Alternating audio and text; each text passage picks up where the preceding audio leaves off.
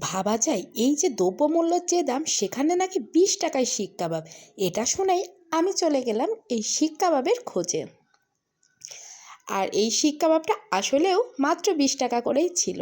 শিক কাবাবের সাথে পাওয়া যায় এখানে পাতলা আটার রুটি, তবে রুটির জায়গায় আমি কিন্তু লুচিটাকে বেশি মিস করেছি। মনে হয়েছে এই শিক কাবাবের সাথে যদি লুচি খেতে পারতাম তাহলে বেশ ভালো লাগতো। এক ছুটির সন্ধ্যায় আমি আমার বাচ্চা হাজব্যান্ডের সাথে গিয়েছিলাম এই শিক কাবাবের খোঁজে। সবাই দেখলাম বেশ এখানকার ভিডিও দিচ্ছে, সেটা দেখে আর নিজেকে সামলিয়ে রাখতে পারলাম না, তাই দেখার জন্য চলে গেলাম যে আসলে খেয়ে দেখি। তবে এই কাবাবটা না আমার মনে হয়েছে টেস্ট আছে 20 টাকা, এর চেয়ে ভালো টেস্ট আর হওয়ার কথা না। যেখানে 20 টাকায় আজকাল কিছুই পাওয়া যায় না।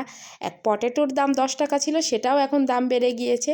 সেখানে 20 টাকার গরুর মাংসের কাবাব মানে বিরাট কিছু। কাবাবের পরিমাণটা খুব বেশি না থাকলেও খেতে বেশ ভালোই ছিল। এটা আমাদের কুষ্টিয়া শহরে এক জায়গার কাবাব। যারা এখানকার মানুষ তারা অনেকেই খেয়েছেন। আর পাতলা পাতলা রুটি ছিল, রুটিটাকে ওভেনে গরম করে দেয়।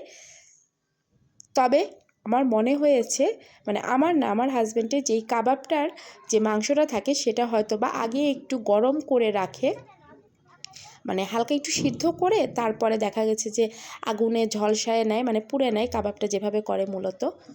তাছাড়া খুব দ্রুত কাবাবগুলো তৈরি করে দিচ্ছিল, না হলে হয়তো বা এইভাবে সম্ভব না। এখন আমি খেতে খেতে বিদায়।